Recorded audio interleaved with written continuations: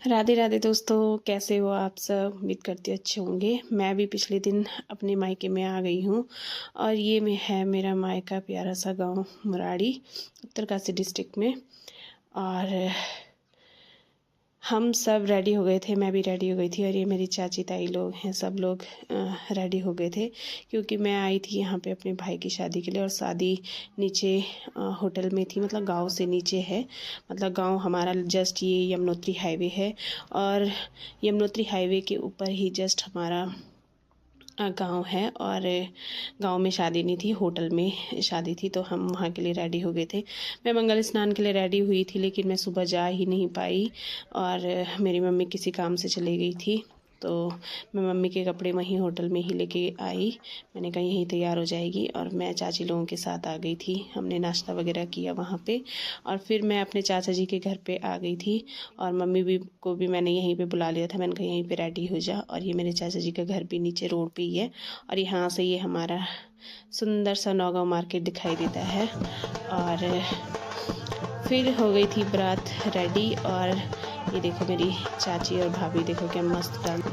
फिर तो दूल्हा भी हो गया था रेडी और सब ने उसको, हमारे यहाँ मतलब बारात निकलने से पहले सेहरा भेंट होती है, तो सब रुपयों की माला लेके आते हैं, वो भी एक रस्म होती है। और फिर हमारे ये इष्ट देवता का आशीर्वाद लेके ही बारात निकलती है। तो ये सब हो रहा था और ये देखो सब लोग रोड में डांस करते करते जा रहे थे। तो मेरा भी प्लान नहीं था पहले बारात में जाने का, लेकिन जब सब लोग मिल जाते हैं तो सब चल ही देते हैं कि क्या करना है ना। क्योंकि जो दुल्हन का घर था वो भी एकदम पास में ही था, बड़कोट में, मतलब नौगांव से बड़कोट जाना था, एकदम 8 किलोमीटर की दूरी थी सिर्फ। तो हम भी चले गए थे और मैंने मम्मी को भी ले लिया। मैंने कहा तू भी क्या करेगी यहाँ पे घर पे अकेले अकेले, तो मैंने मम्मी को भी खींच लिया गाड़ी में। मैंने कहा चल तू भी बैठ जा। और ये देखो यहाँ से जब जो गांव है वो बड़कोट से पहले ही ऊपर की ओर है चकर गाँव। और यहाँ से देखो इतना सुंदर व्यू आ रहा था बड़कोट मार्केट का और नीचे यमुना जी। और फिर पहुँच गई थी बारात, तो सब ने डांस करते करते गए दुल्हन के घर तक। और फिर वहाँ पे हुआ स्वागत। ये कलश वाली लड़की होती है, उससे कलश से पूजा वगैरह होती है।